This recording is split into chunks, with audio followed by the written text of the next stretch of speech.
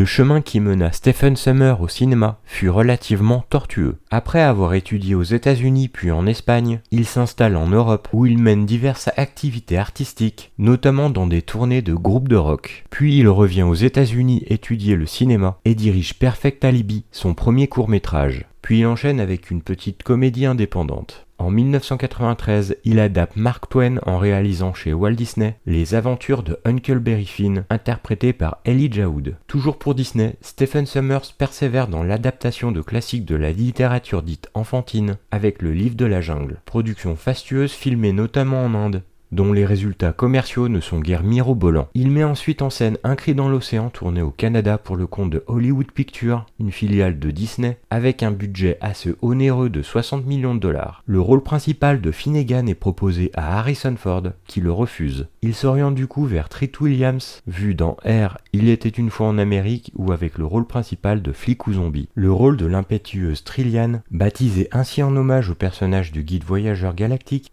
est attribué à Claire Fornally, qui quitte cependant le projet pour désaccord artistique avec le réalisateur quelques jours seulement avant son arrivée. Frank Janssen la remplace au pied levé, malgré la réticence des producteurs à engager la trop récente et reconnaissable James Bond Girl de GoldenEye. Un cri dans l'océan sort en 1998. Et vous êtes qui, vous? Et vous qui vous êtes? Je crois qu'elle m'a cassé le nez. Ne donnez pas l'occasion de vous casser le reste de la figure. Personne ne le remarquerait. Qu'est-ce qu'elle raconte, cette pouffe? Le capitaine indépendant Finnegan accepte un contrat pour emmener un groupe de mercenaires à travers la mer de Chine méridionale vers un lieu tenu secret, sans se rendre compte qu'il aide le groupe dans un cambriolage à bord d'un énorme paquebot de croisière de luxe. Quand ils arrivent au paquebot cependant, ils le trouvent désert avec des signes de lutte violente. En enquêtant, ils découvrent non seulement des survivants, le propriétaire du navire et une voleuse de bijoux glamour, mais aussi des créatures carnivores qui ont infesté les tuyaux et les niveaux inférieurs. Finnegan, faites quelque chose, nous avons un travail à terminer, un horaire à respecter. Oh mec, tu peux pas leur dire de la fermer. C'est toi qui vas la fermer. T'es pas indispensable, tu vois ce que je veux dire? Ouais, je vois, c'est toute l'histoire de ma vie. Pour ce film que Stephen Sommers a écrit et réalisé, il a utilisé des ingrédients familiers du cinéma pour sa recette. La recette comprend une grande portion d'Aliens, une pincée de The Abyss, une cuillerée des Dents de la Mer, une goutte de The Thing, une tasse de Tremor et un soupçon de Predator. Alien de 1979 est l'un des classiques incontestés du genre moderne. Il a eu une énorme influence sur le genre. Il y a eu des dizaines de copies d'Alien bon marché faites tout au long des années 1980, remplies de hordes de bavardages, de méchants extraterrestres ressemblant à H.R. Giger, d'insectes évolués et d'expériences de laboratoire échappées poursuivant des humains dans des couloirs sombres. Finalement, tout sous-genre de films de série B qui reste assez longtemps et retravaillé avec un gros budget, et ce fut le cas à la fin des années 1990, lorsque les cinéastes ont commencé à faire des copies d'Aliens avec de gros budgets, avec La Mutante, Mimic, Relique ou Virus. Un cri dans l'océan faisait partie de ce mini-genre de remaniement extraterrestre à gros budget. Vous pouvez presque voir la façon dont Un cri dans l'océan a été présenté comme étant Aliens de 1986 qui rencontre Titanic de 1997. Avant tout un film d'aventure nautique, Un cri dans l'océan se caractérise par la progression de son ton et de ses péripéties. Ainsi, s'il évolue progressivement vers le fantastique, il accueille d'abord le spectateur en évoquant un mélange de cinéma d'action et de film catastrophe. L'inauguration du cargo de luxe, avec sa fête se déroulant dans son immense salle de restaurant, rappelle l'aventure du Poséidon, produit par Evan Allen, influence reconnue volontiers par Stephen Sommers. Lorsqu'un corps mystérieux rentre en collision avec l'Argonautica, les plaisanciers se retrouvent violemment expulsés de leur fauteuil, tandis que le navire tangue dangereusement, provoquant une succession d'accidents et de séquences de panique dans la tradition du film susmentionné. Quant aux séquences à bord de l'Hercule, la navette de Finnegan, elles paraissent annoncer un film d'action énergique, dans lequel les biscottos et les grosses pétoires tiennent le haut de l'affiche. Pourtant, Un cri dans l'océan glisse d'un coup d'un seul vers le fantastique en recourant à une astucieuse ellipse, empêchant le spectateur de savoir ce qui est arrivé à bord de l'Argonautica après l'étrange collision. Le meilleur type de film de série B est celui qui sait ce que c'est que son public cible ne le traitera pas sérieusement, puis intrigue, et met en scène son histoire et ses personnages en conséquence. Un cri dans l'océan est définitivement ce genre de film.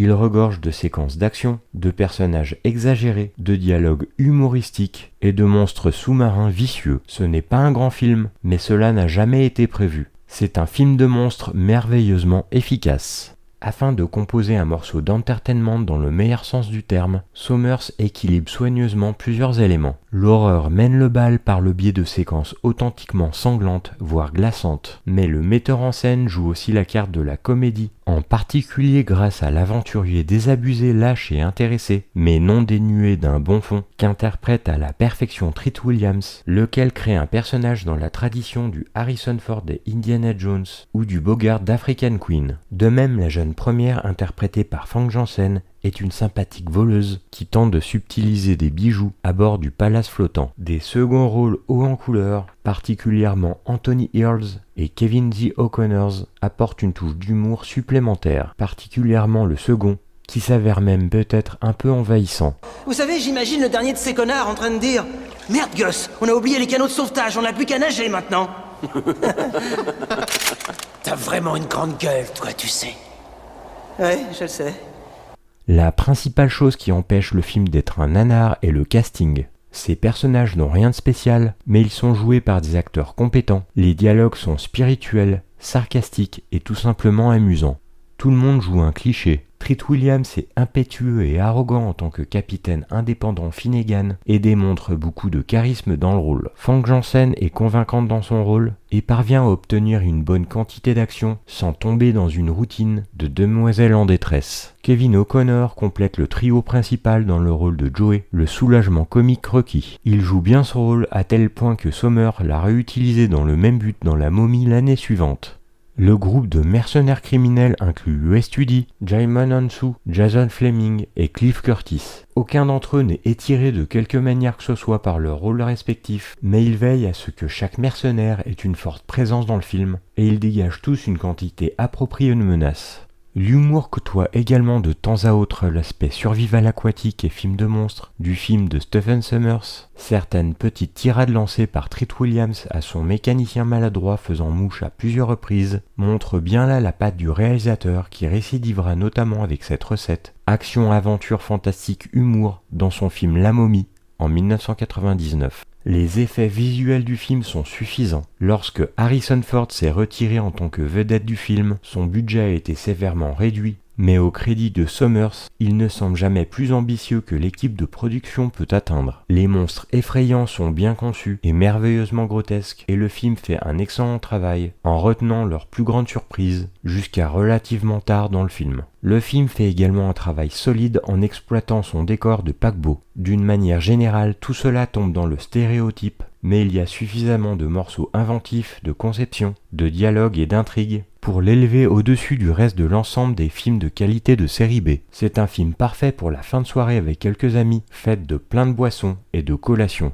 Sommers imprime à son film un excellent tempo, alternant suspense, fusillade et séquences horrifiques avec une maestria entraînante et une fougue inimitable. Cette fougue caractéristique de sa vision du cinéma d'aventure est soulignée ici par la musique entraînante d'un Jerry Goldsmith très à l'aise dans ce registre et qui remplace au pied levé Alan Silvestri, prévu à l'origine. Avec son scénario des plus simples, Un cri dans l'océan réussit son objectif premier, celui de divertir son public sans prise de tête en combinant action et fantastique avec un zeste d'humour et d'effroi. Dans l'ensemble, Un cri dans l'océan est l'un de ces films de série B très amusant et distrayant qui a été produit à une grande échelle de côte R. Stephen Sommers poursuivra en réalisant La Momie en 1999, la suite Le Retour de la Momie et Van Helsing.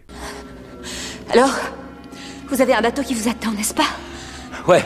D'accord. Alors je vous fais une offre. Vous m'emmenez sur votre bateau et... Et je peux vous demander ce que je veux. Oui, tout ce que vous voudrez. Je peux avoir une bière fraîche?